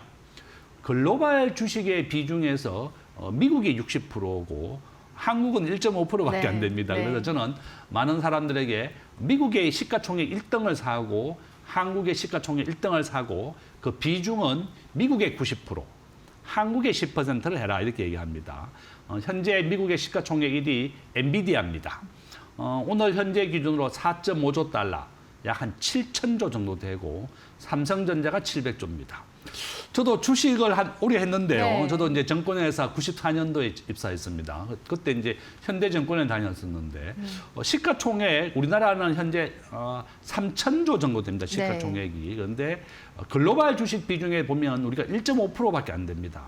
그래서 우리 개인들은 시가총액 1등을 사는 것이 가장 안전하고 좋다. 그래서 저도 이제 월급 받으면 월급의 25%는 무조건 미국의 시가총액 1위를 삽니다. 네. 시가총액 1위가 바뀌면 그 투자 종목을 다 바꾸는 겁니다. 지금 한번 보고 계시죠. 미국은 시가총액 비중이 60%로 증가하고 있고 네. 일본 5%, 중국 4%, 한국은 1.6%입니다. 와. 그러니까 60대 1.6으로 하는 것이 가장 좋은 투자 비중이다. 네. 그러면 우리가 퍼센트로 한다면 정확하게는 95%는 미국의 1등 주식, 5%는 한국의 1등 주식. 미국은 엔비디아, 네. 한국은 삼성전자다. 네, 그래서 네. 오늘 이 방송을 보신 분들은 꼭 미국의 엔비디아를 한 주식 사라. 월급 받을 때마다 4분의 1은 무조건 1등 주식을 사시면 저는 1조가 될 것이다. 그래서 이제 그렇게까지 전망을 하시는 건가요? 어떤 뭐 교수가 자기 월급의 4분의 1을 매달 샀더니 네. 1조가 됐다는 거예요. 자기 재산이 한 30년 투자하면 네. 저도 실천하고 있습니다. 네. 그래서 꼭 미국의 1등 주식을 투자하고 한국의 1등을 해야 되는 이유가 2025년대 한국의 주식 중에 60개가 부도났습니다. 우리가 굉장히 주식은 많이 상승한 것 같지만 매년 부도가 나는 것은 1% 정도. 우리가 지금 현재 3,000개 정도의 기업이 상장되어 있습니다. 그래서 우량한 주식을 투자해야 되는 겁니다. 지금 삼성전자 11만 원, 하이닉스 60만 원 가까이 되는데요. 삼성전자가 시가총액이 700조고, 그죠? 그다음에 700조, 그다음에 하이닉스가 지금 현재 500조 가까이 됩니다. 그래서 저는 2등 종목이 아니라 1등 종목을 해라. 그래서 미국의 1등, 한국의 1등은 좋고 환율 방어를 하기에 가장 좋은 것은 바로 이렇게 미국의 시가총액 1등이다. 이렇게 말씀을 드립니다. 네, 그래서 이제 내년 환율이 참 걱정입니다. 지금 어떻게 보면은 투자자분들이 참 좋아하실 종목까지 추천을 해주셨는데 어떻게 보면 그 뒤의 배경에는 우리가 좀 기억해야 되는 그런 어떤 중요한 이유들도 존재하는데요. 변동성이 큰 거는 뭐 아무도 부인할 수가 없는 상황이죠. 지금 내년 환율 상고하저로 갈지 아니면 고환율 고착화가 될지 정말 궁금하거든요. 저는 뭐 고환율은 계속 우상향이다 이렇게 봅니다. 제가 앞에서 이제 그래프를 보여드린 것처럼 환율은 84% 확률로 우상향입니다. 지금 뭐 일시적으로 조정은 받고 있지만 계속 장기적으로 상승합니다.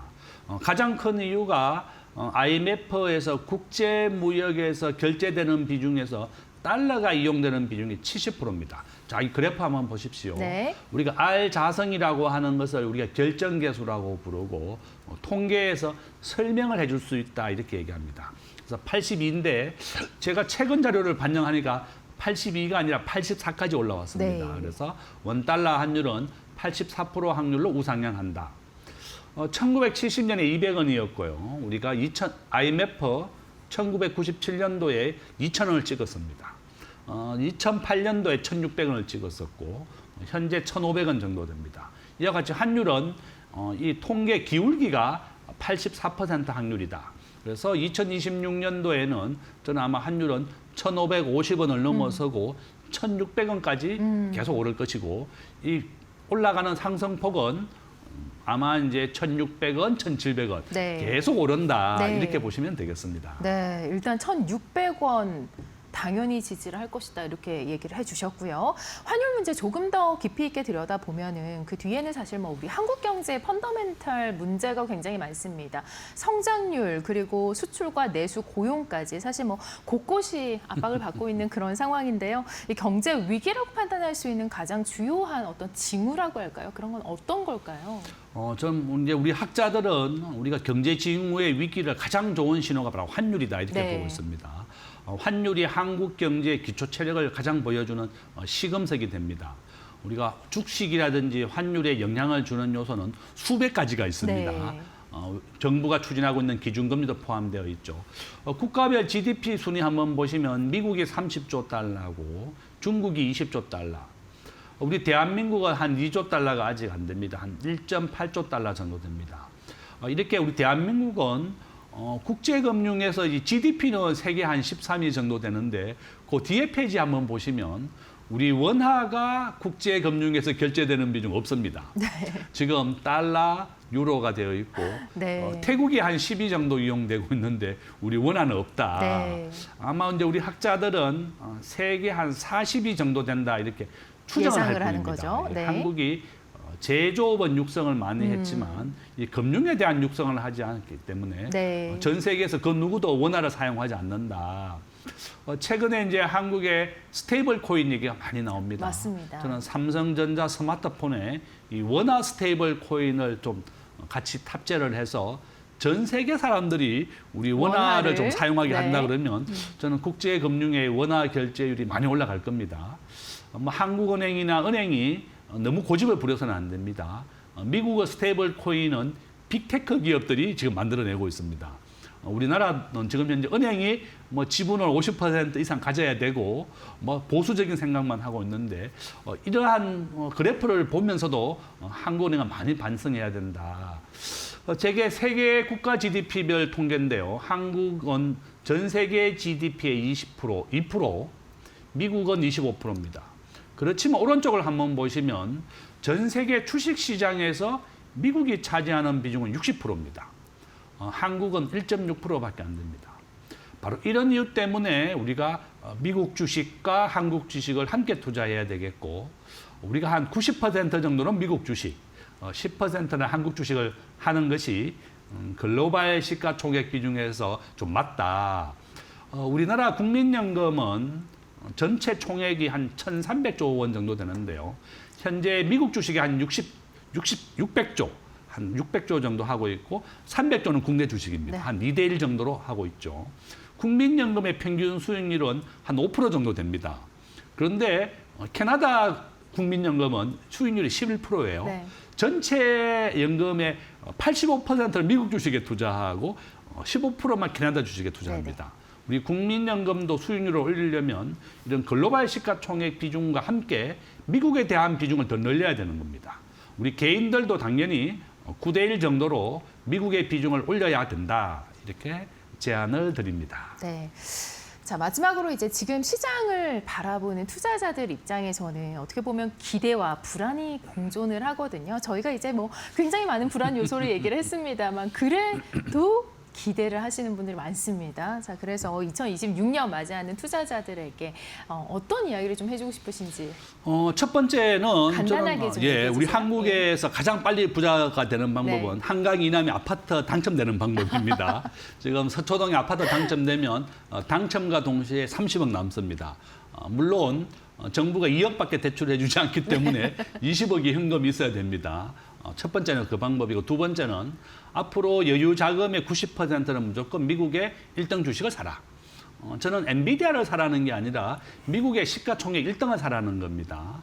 미국의 시가총액 2등은 애플이고 3위가 바로 마이크로소프트, 4위가 지금 구글, 알파벳이라는 회사입니다. 네. 미국의 우량한 주식은 매년 35% 정도 우상향하고 있습니다. 그래서 국내 주식의 10%, 미국 주식의 90%, 종목은 시가총액 1등이다. 한국의 삼성전자 최근에 약 한 100% 가까이 올랐습니다. 제가 2년 전부터 계속 시가총액 1등만 사야 된다고 얘기하고 있거든요. 그러니까 한국에는 매년 50개 기업이 부도가 난다. 1등 주식에 투자하는 것이 가장 좋다. 바로 미국의 1등 종목은 엔비디아다. 이렇게 강력하게 말씀을 드립니다. 네, 오늘도 유익한 이야기 들어봤는데요. 2026년 경제 전망을 함께 이야기 나눠봤습니다. 자, 오늘 마켓 비하인드 김대중 세종대학교 교수 나왔습니다. 고맙습니다. 네, 잠시 후에 국내 증시와 관련해서 유익한 전략 세워가시기 바랍니다. 저희 마켓 시그널 여기서 마무리하도록 하겠습니다. 고맙습니다.